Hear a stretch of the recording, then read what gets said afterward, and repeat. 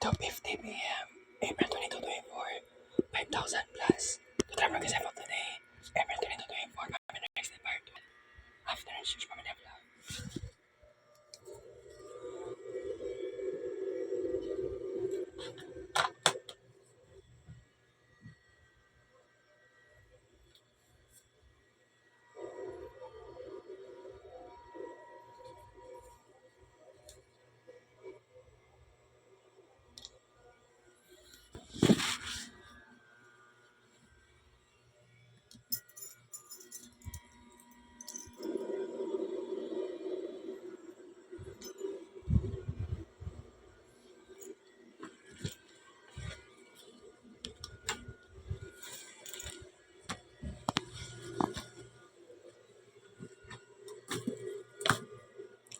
Kabok spray.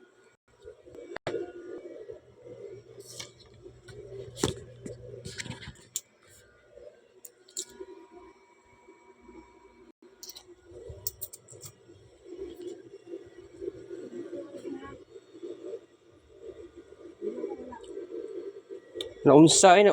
Di man wala ang resibo.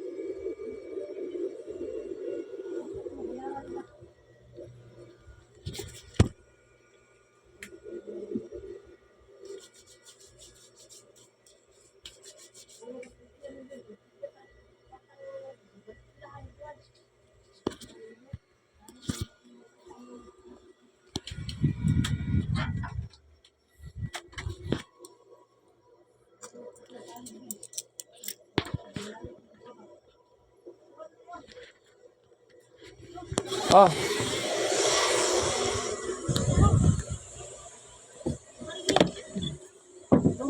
Mahal tayo ba?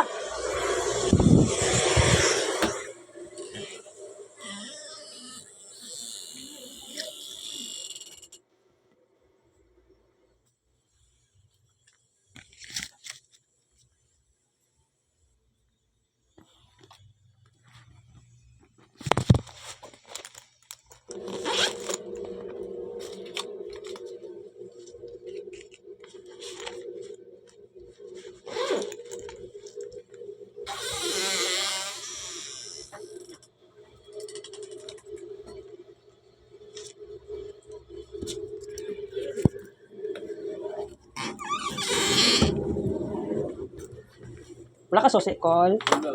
Wala. 20 call, wala.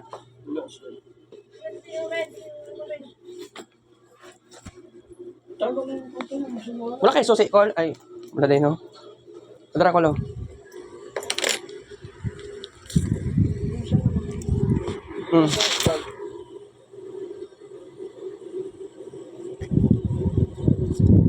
Gawas ako, call. Balik na po. Wala gini. Butan ako sa bag lagi. Taon-taon.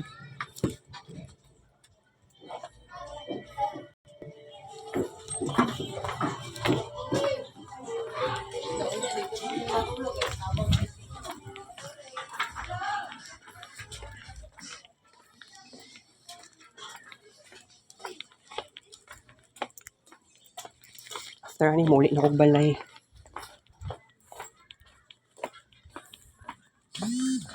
Pagka-reach later 6,000 plus. Kung ma-reach 6,000 plus the walking steps. Oh no.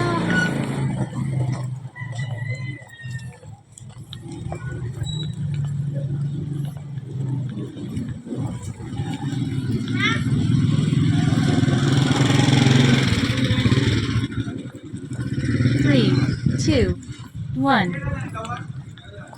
Bit-bit rin ako ng kwarta, guys. Alright. Training paused.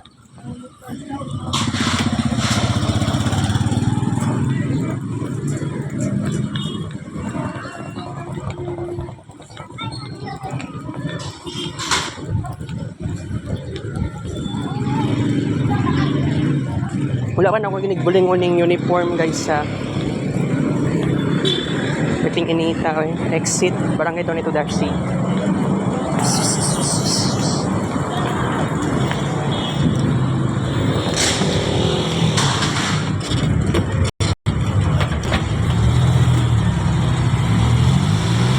Training resumed.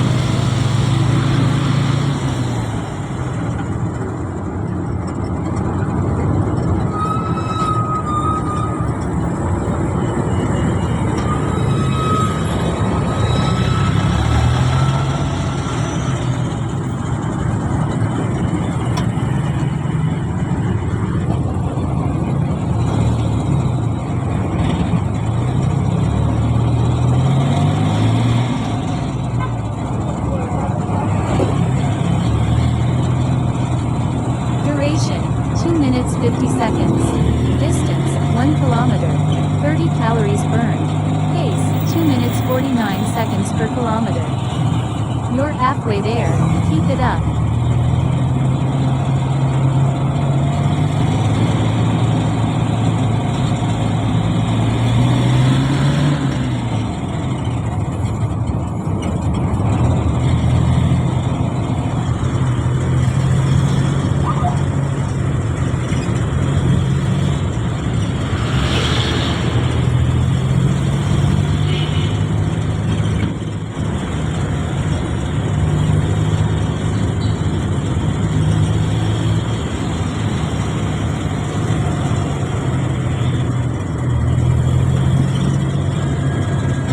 Yan na wala sa.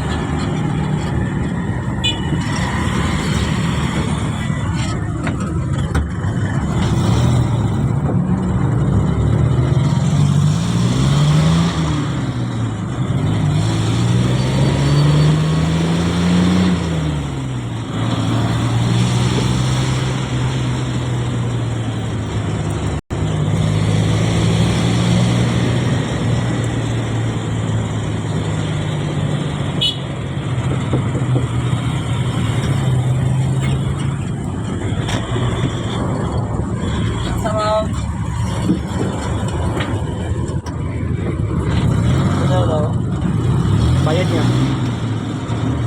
Sarado lang ay.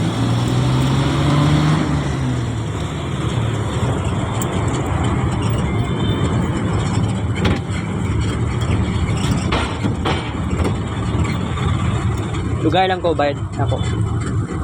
Ako doon. Cambio.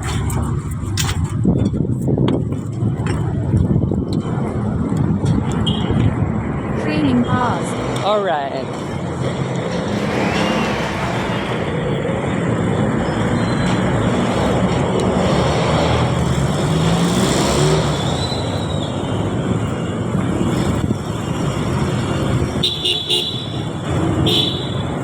Na ako'y notebook na color green sa ako ang shoulder bag, okay?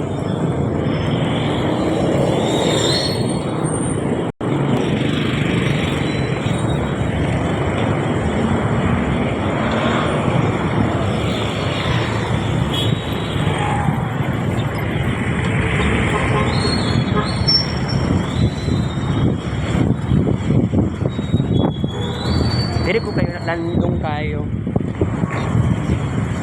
Alright. 3:02 PM.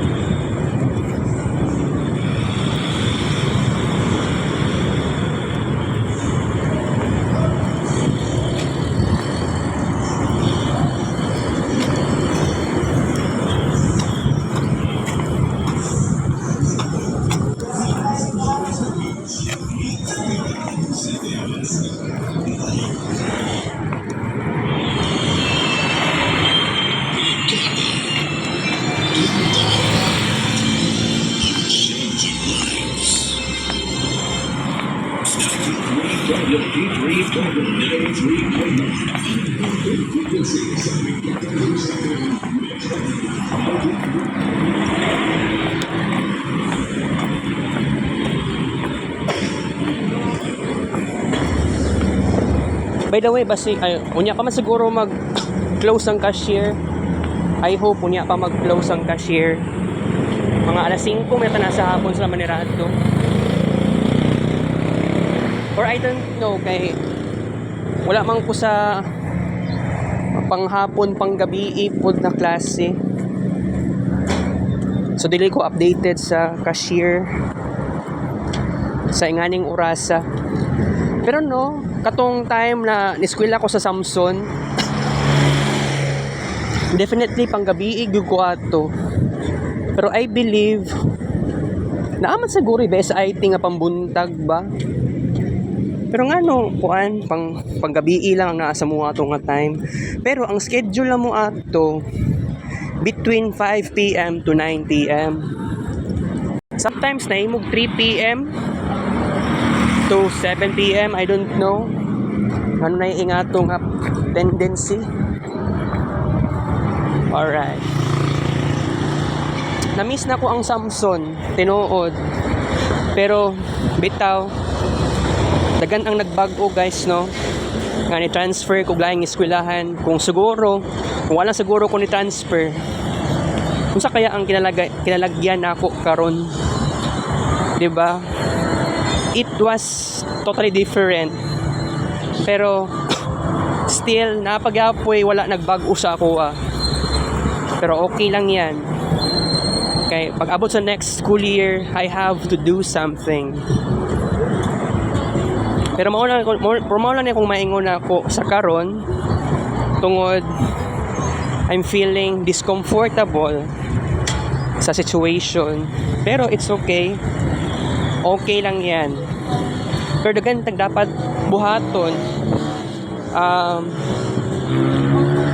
Diba? Pagbakasyon, I think magtuan mag-internet matutag internet cafe. Okay, kung mag-download tag Adobe Photoshop, mao ganay problema jud nato. Adobe Photoshop ug unsa pa man tong mga kuan kana ganing para sa college, especially capstone.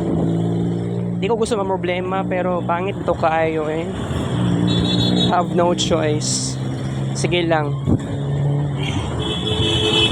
Okay, magtarong man tag eskwela. Pero kailangan nato og connection next school year. Lisod kaayo ang ingani nga situation pero I have to do this. I have to plan this. I have to be serious. Pero sa panahon karon, seriously, ingani ang life nato karon. Wa tay mahimo. Okay lang. Sige lang. Basta ang maingon lang na ko permente, go lang tayo ng go.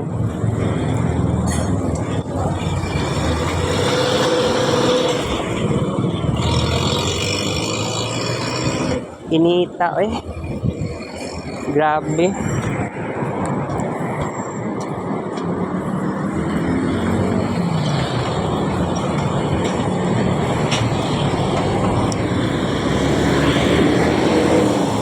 Labaw pa na 33 degrees Celsius. Suot to face mask. Ay nako, Diyos ko. Ay, maglisod to picture guys.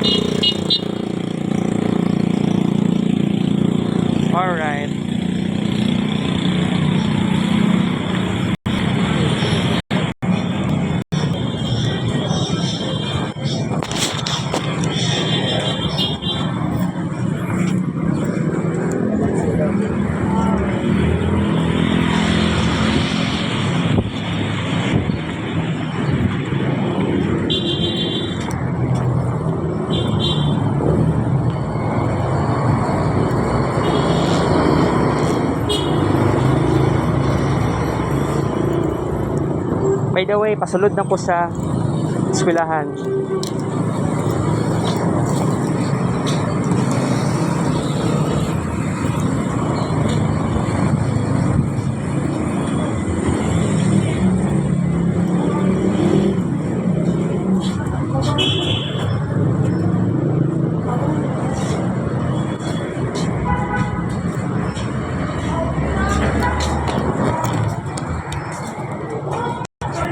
Bayad ta guys sa cashier 6.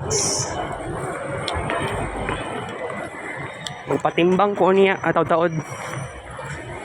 By the way, before ta nag-vlog karon inom ko 6 glasses of water. Sarado ang cashier 5. Sa cashier 6 man ko ganiya. Abri ang cashier 5 ganiya.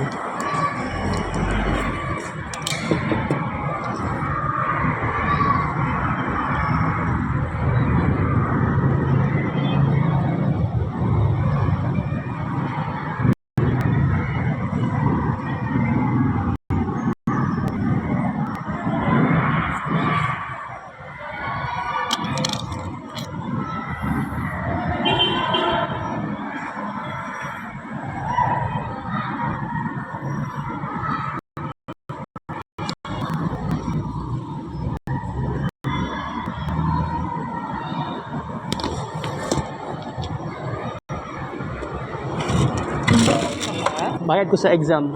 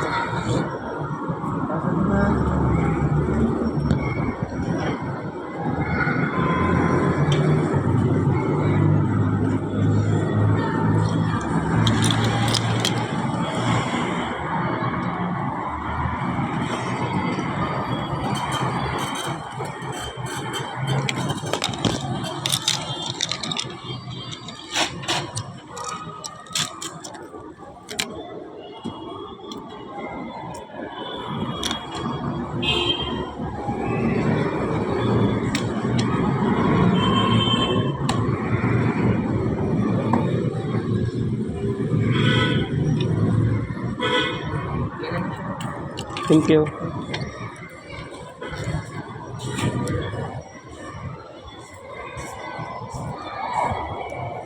$3,928. Oh wait, ano yung cambio yan?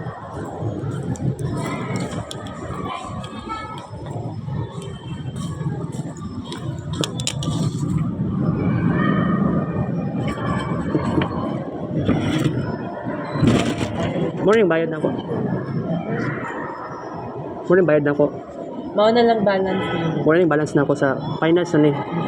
Sige, sige. Thank you.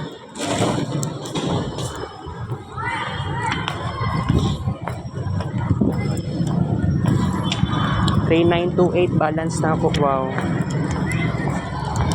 Kung mamano si Yaw-Yaw, ano daw, mahal daw kayong bayad.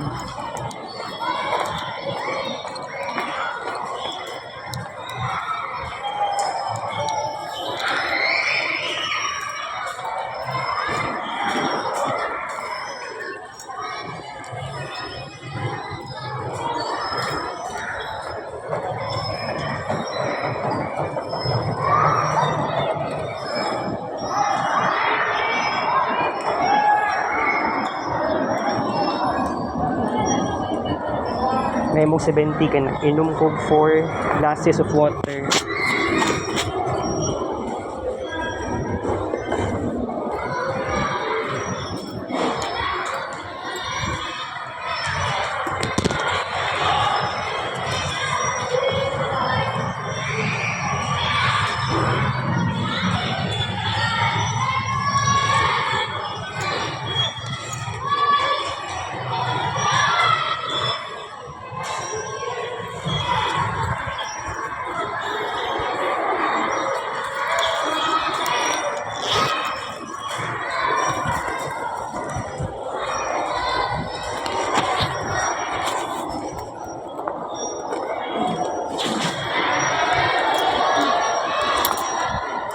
Gawas na ko guys.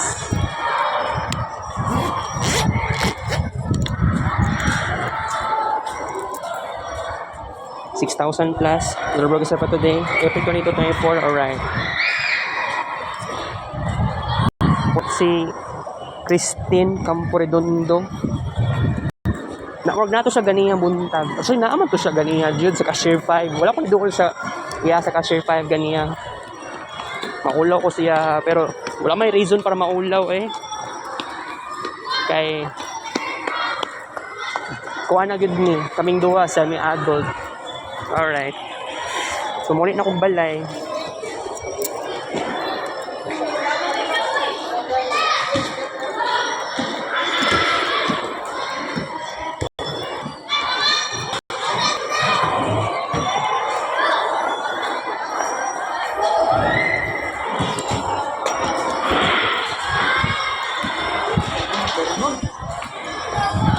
Dako-dako nang timbang na ko ba.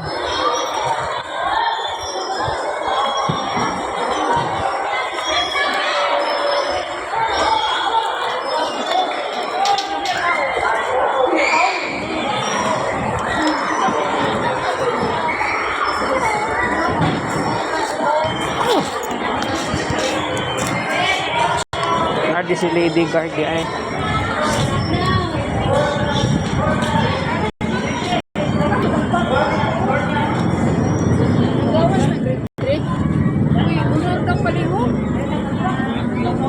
Exit Assumption.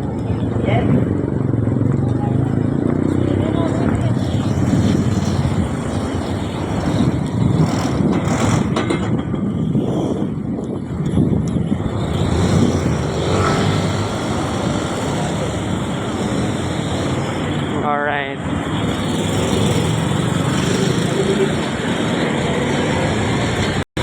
Reach 2, 1.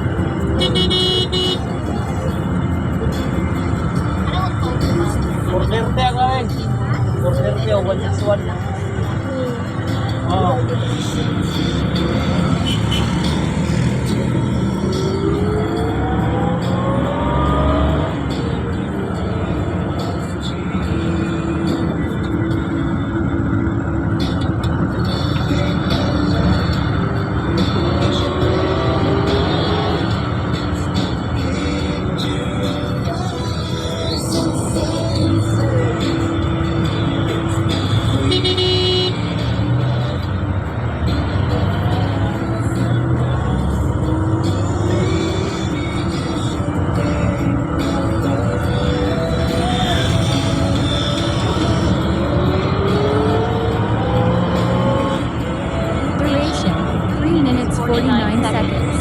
Distance 1 kilometer. 29 calories burned. Pace 3 minutes 48 seconds per kilometer. Halfway there. Keep up the good work.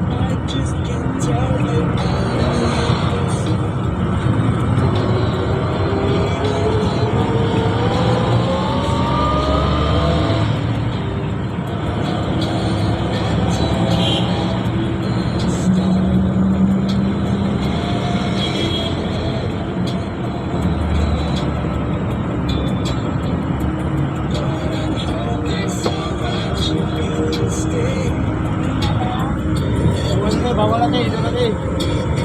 Padali yan.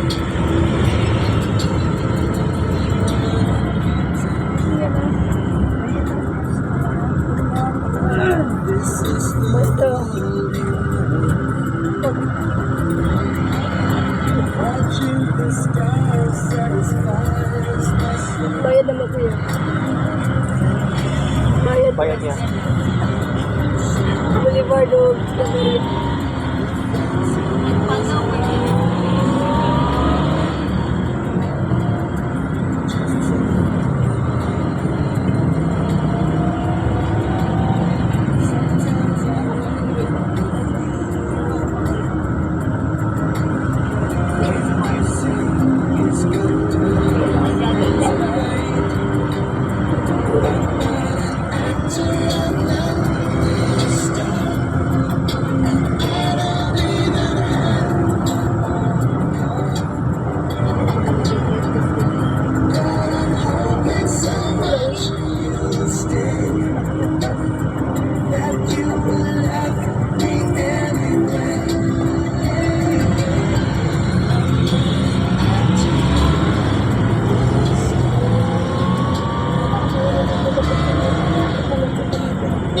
Bayad o.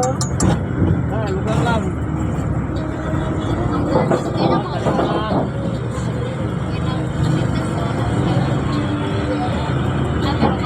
Pagturuhas lang na. Alang.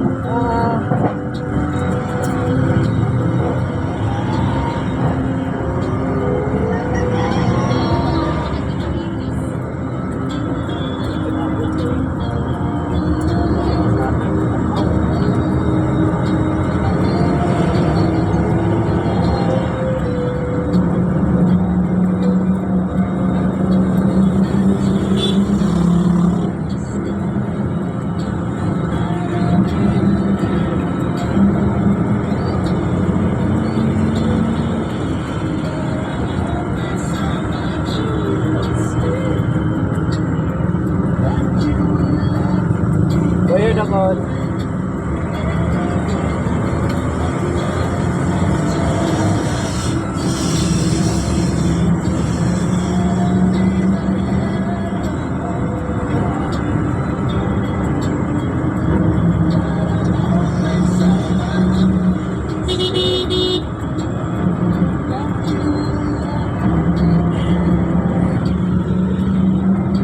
Duration 8 minutes 31 seconds. Distance 2 kilometers. 58 calories burned.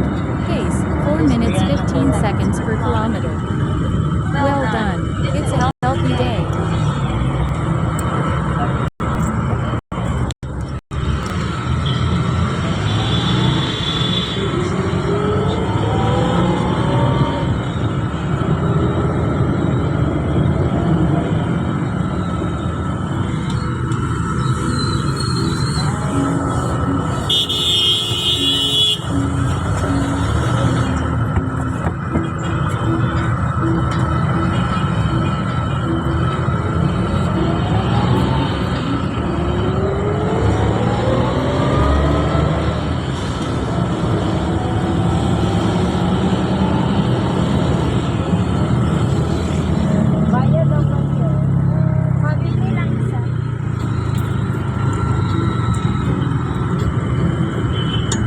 Lugar lang ko, bayad na ko.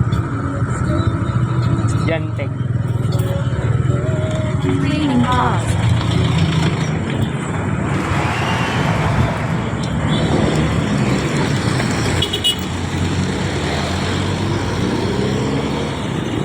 Welcome self, Barangay 22, Darcy.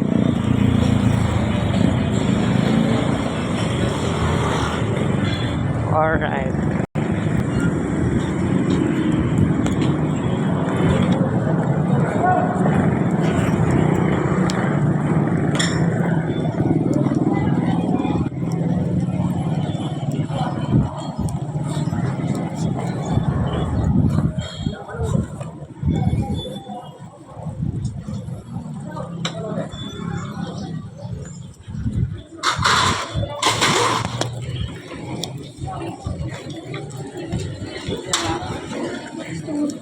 Pre, ikaw natin yung lock.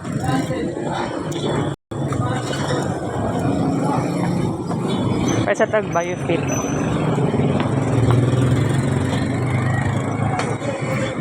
Biofit ako 6 kabuok.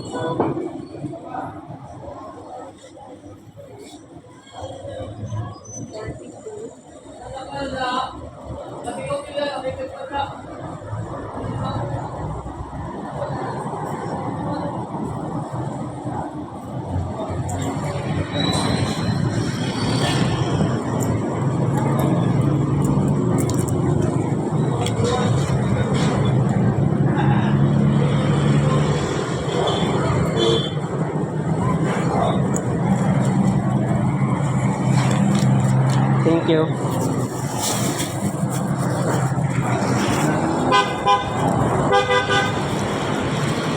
May exam na mo ugma sa alas 10 sa buntag.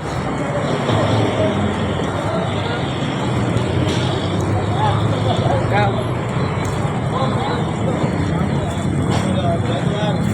Alam mo na. Nakapilay mo na ba yan?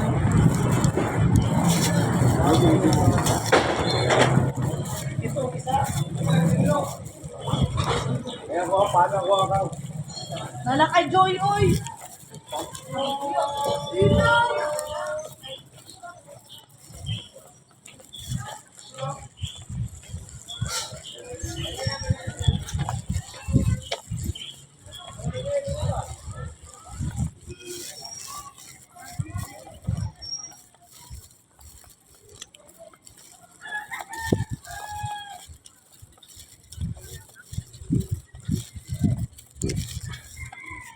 Gracia.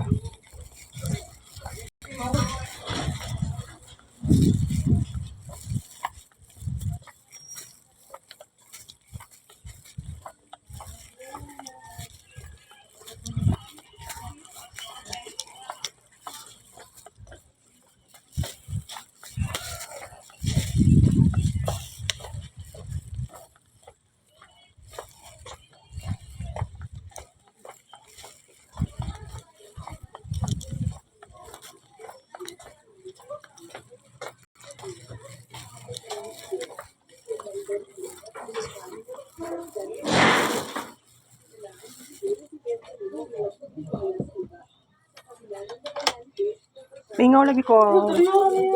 Wala ko, wala cake. Ah. Ano ba day?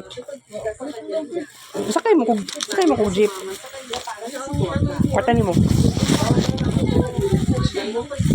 Nara sa notebook. Nadri ah. Wala kwarta ko.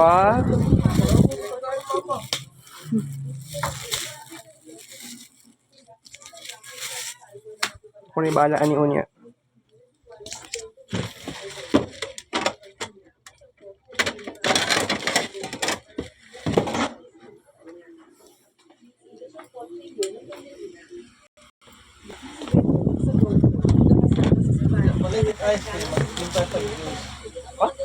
Usa na sa triple na juice. Katong lemonade, ko ba? Katong lemonade ko dulu.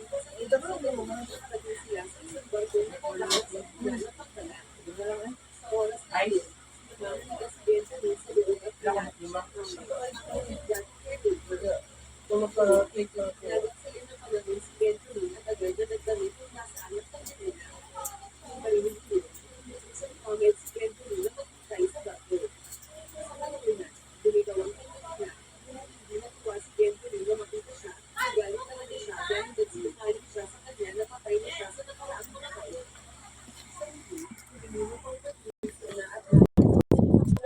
Una na akong high school ha.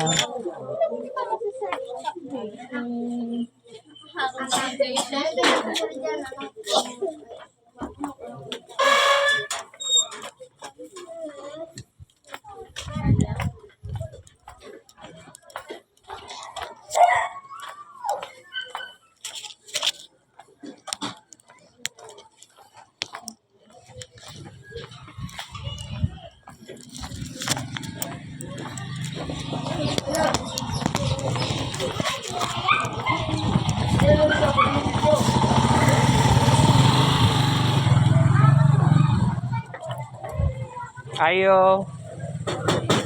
Ay sa kwate. Isa ka buok.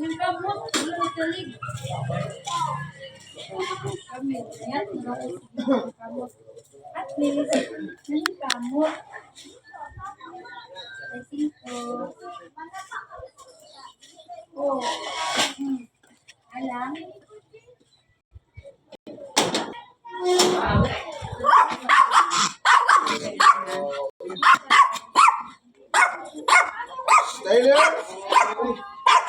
Tyler!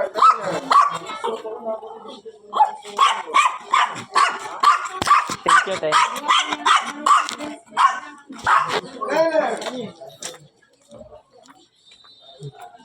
Tyler.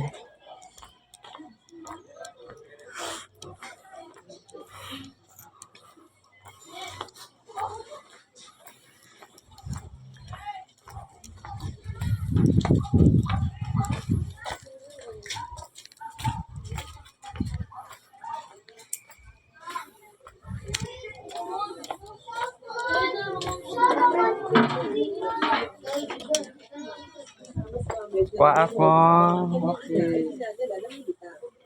Samantala, sa kampo ng depensa ng Kagawaran, tumaas ang mga tensyon habang inamin nila ang pinagkakaroon siya ng kapatid.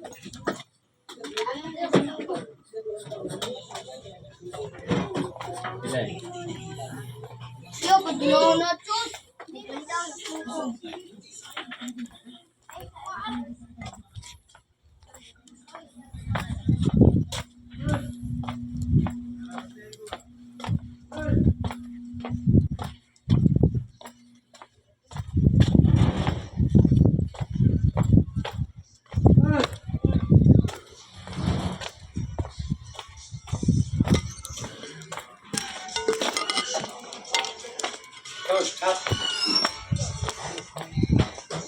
Ako itong ginagapon ay pag-ano eh. Itong sa Victoria.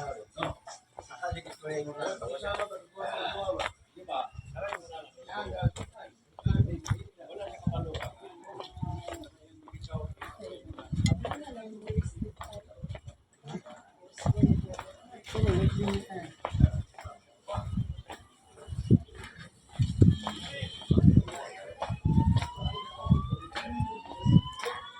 Bro, kaya ito sa mga na. Siyempre juga ganun mga kamukuhan karon. Lalo ba? Sila lang yun. Sa una na, tingin siya.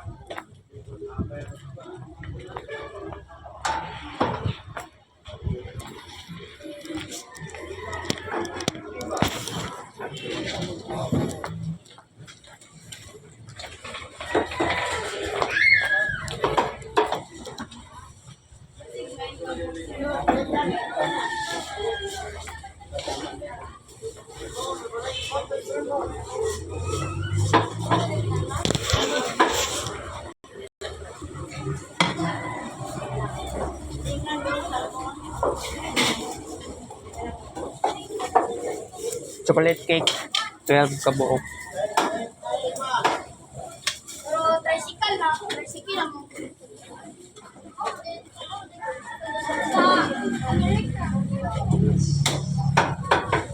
Bye guys.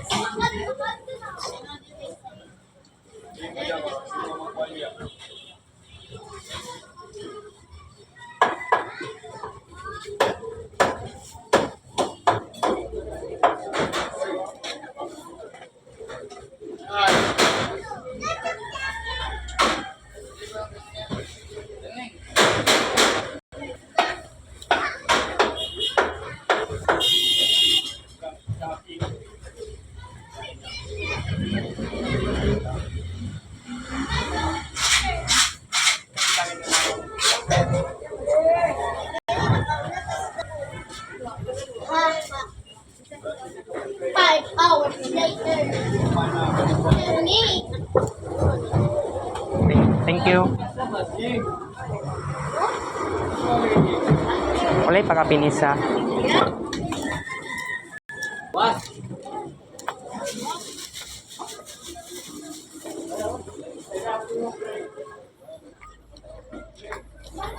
Proud ka buo ka, bawasan ng tulo.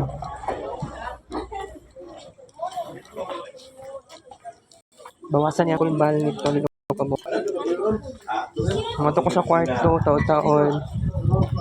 Yes, ang sanina guys ha.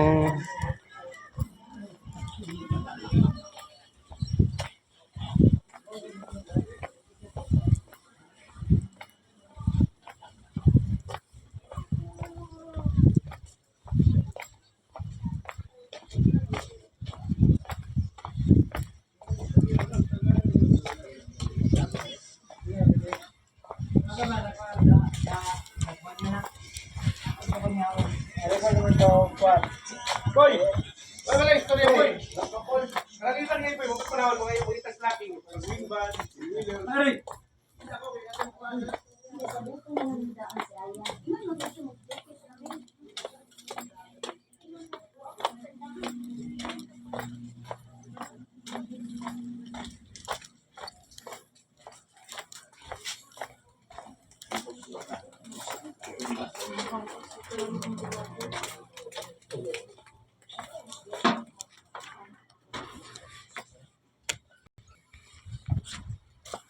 Wa tulo call or duha. Tulo lang.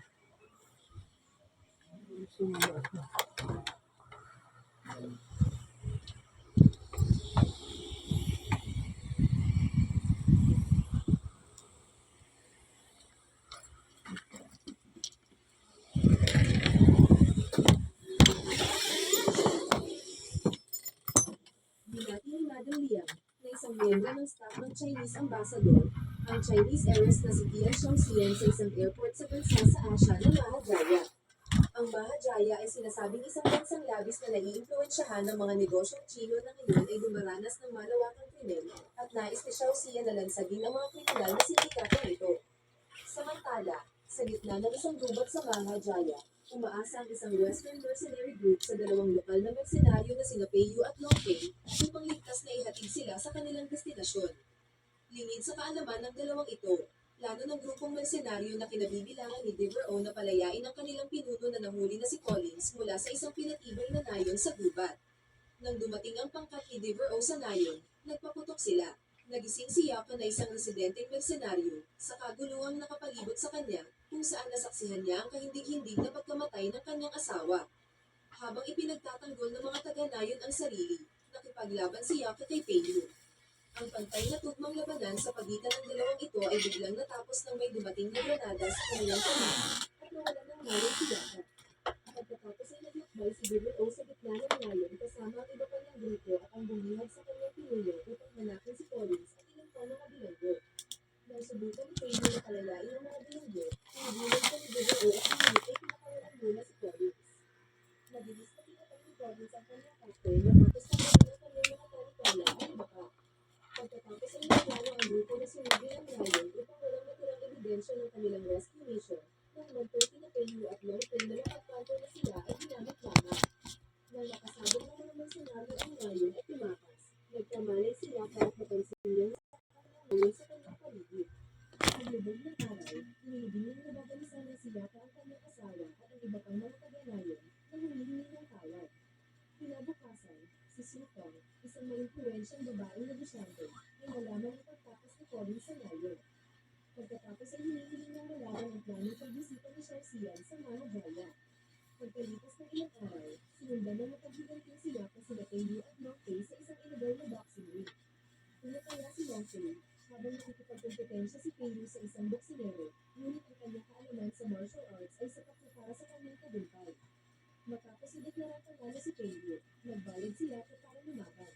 Sa buong laban, ipinakita ni Yaka ang kanyang kakayahan sa pakikipaglaban sa pamamagitan ng paulit-ulit na pag-atake kay Longfei at sinasabi na nanilayan na patayin siya dahil sa pagiging responsable sa pagkamatay ng kanyang asawa. Ang parehong mga lalaki ay patuloy na lumalaban ng mabangis, nang hindi hanggang umatras hanggang sa hindi na makabangon si Yaka at si Longfei ay idineklara bilang panalo. Pumasok si Peiyu sa ring at kinumpirma ang pagkakakilanlan ni Yaka kay Longfei bago siya tinulungan. Matapos ganatin ang kanyang mga sugat, hinalok ni Peiyu si Yaka ng pagkain at itinagalan ang kanyang pagnanais na linawin ang kanilang hindi pagkakaunawaan. Sa wakas ay nag-usap ang tatlo sa hapunan, kung saan sinagot ni Yaka sina Peiyu at Longfei tungkol sa pagkarasak ng kanyang bayan. Ipinaliwanag ni Longfei na napunta sila doon dahil naloka sila sa isang humanitarian mission. Sinabi ni Peiyu kay Yaka kung paano sila sakitang tinapon sa kulungan sa ilalim ng lupa kasama ang iba pang mga bilanggo habang si Devereaux at ang iba ay nagpaplanong pasabugin ang lugar, ngunit nakatakas sila bago ang pagsabog.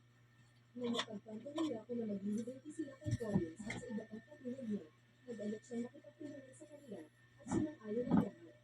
Sinamahan ni Madam Liang si Xiao Xian sa isang panayam kinaumagahan, isang linggo pagkatapos ng gumaling sa Mahadaya. Samantala, nagising sina Peiyu at Longfei para lamang matuklasan na umalis na si Yaka. Mabilis silang nahuli at dinala sa Central Police Department sa paniniwalang sila ay na-frame up.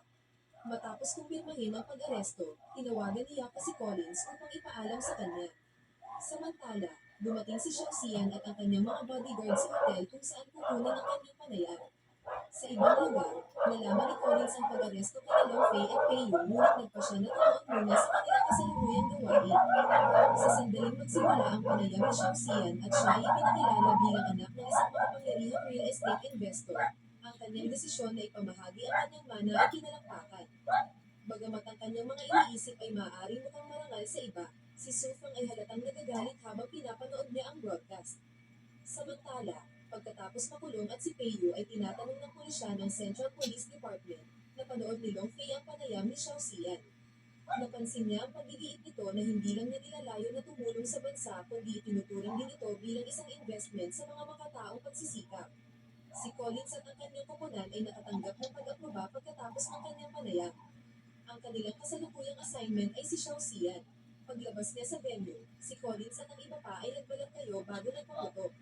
Kahit na pinaprotektahan ni Madam Liang si Xiao Xian, maraming mga lokal na bodyguard ang mabilis na ipinadala. Kalaunan na natamaan si Madam Liang sa braso, na nag-udjut kay Xiao Xian na mag-ulat sa estasyon ng pulisya at idirekta sa Taw-taw na lang juice ko la. Hinati ni Collins ang kanyang koponan upang hindi mawala ang kanyang cargo. Ngunit nakatapa siya sa kanyang rickshaw. Yan ako mag-juice eh. Busog kay kuwing. Lagi. Masikisa lang ka baso. Iman may coke yung kulbal gabi. Di ba nag-vlog man yung gabi na yun, no? Wala siya naka-off cam. Nga una tagay. Ni anat na siyang kulbal. Adlaw na mukhaonan. Alright. Sa labas ng Central Police Department, nagpasya silang iwanan si Devereaux sa kotse. Habang sila ay nakapwesto sa labas, sinimulan ni Xiao Xian na sabihin kay Longfei na ang kanyang buhay ay nasa panganib. Ngunit hindi pa siya matatapos magsalita ay sinalakay sila ni Collins at ang kanyang kabayan. Maging ang interrogasyon ni Peiyu ay biglang natapos habang ang lahat ay nagmamadaling lumabas upang protektahan ang hepe ng pulisya. Walang awang nagpaputok si Collins at ang kanyang kapalan na ipinamatay na bilang opisyal ng pulisya at kawani. Pinalaya ni Peiyu ang sarili at nakita sina Longfei at Xiao Xian sa holding area. Pinasabog ng alapores ni Collins ang pinto patungo sa tatlo at pumasok ang isa pang tauhan ni Collins na nag-udjut kay Peiyu na hinihintay kay Longfei na tumakbo kasama si Xiao Xian. Nilabanan ni Peiyu ang tauhan ni Collins gamit ang lahat ng mayroon siya. Walang planong umatras, patuloy siyang umatake sa kabila ng ilang beses na itinapon. Matagumpay niya na iwasan ang lahat ng suntok na dumarating sa kanya hanggang sa lumitaw si Yaka at inatake ang salarin na ipinamatay na. Nang makita ni Peiyu si Yaka, inakusahan niya itong nagplano ng pagka-aresto nila. Nilinaw ni Yaka na ginamit niya sila bilang parin para akitin si Collins at ang kanyang grupo. Si Yaka, nagaiwan upang harapin ang natitirang bahagi ng grupo, ay nagsimulang makipaglaban sa isang babaeng nagngangalang mo. Buong tapang siyang lumaban hanggang sa mapatay siya ng grenade launcher ni Yaka. Samantala, nakahanap ng labasan sila Longfei at Xiao Xian, ngunit pinigilan sila ni Joey bago sila makaalis. Dumating si Peggy sa tamang oras upang tulungan sila at si Longfei ay tumalon sa laban. Itinato ng sandata ni Joey at hinayaan ang dalawa na makatakas at tumalon sa isang pader.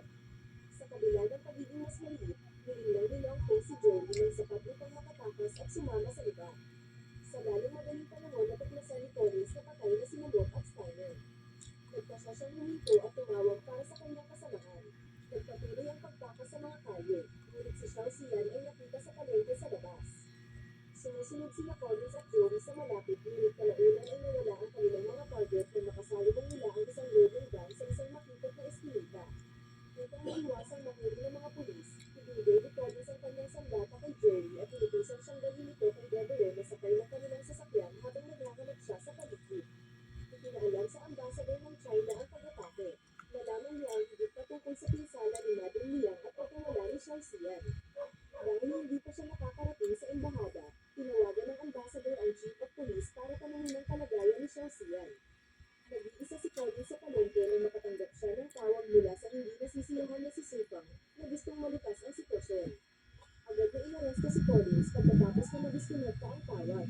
Nakapagtataka, habang naghahanap ng mga armas ang pulis, dumating si Yaka at pinabagsak ang pulis.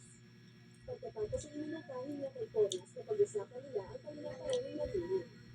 Sa una ay nag-aalahan si Collins na tanggapin ang tulong ni Yaka.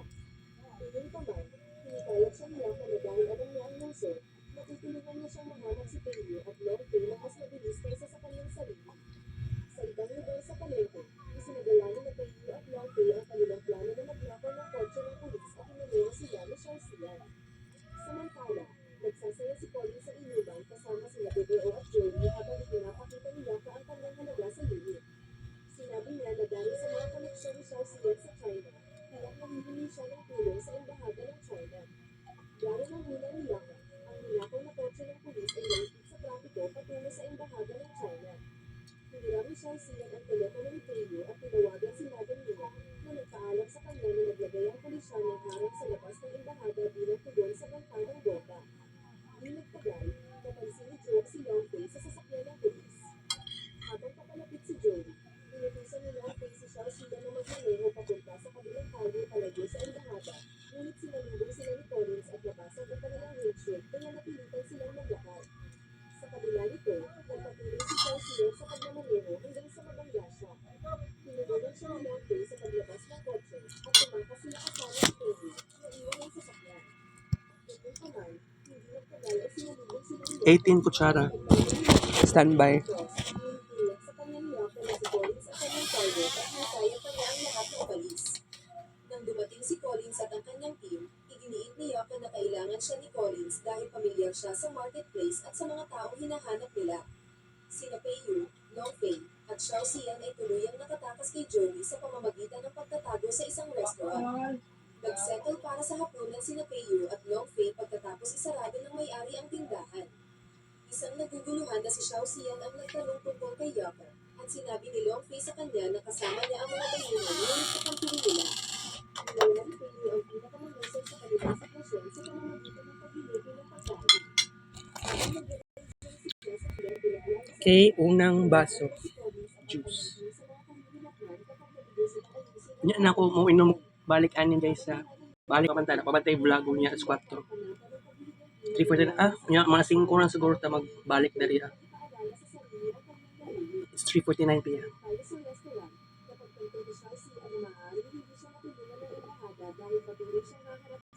Imagine guys, padulong ko 70 kilograms akong timbang. I hate it. Hate na ako. Okay lang, no choice. Kasunod ng tayo ni Xiao Xian, nakipag-ugnayan si Peyo kay Collins at humingi ng $100,000 at ang kanilang panayaan bilang kapalit ni Xiao Xian. Pagkasya silang nagkita sa lumang polo Okay. pagkatapos ng dating Collins sa gabi. By the way, balik ko niya guys. Kita kits Netflix vlog. Thank you for watching. Balik ko niya na 5.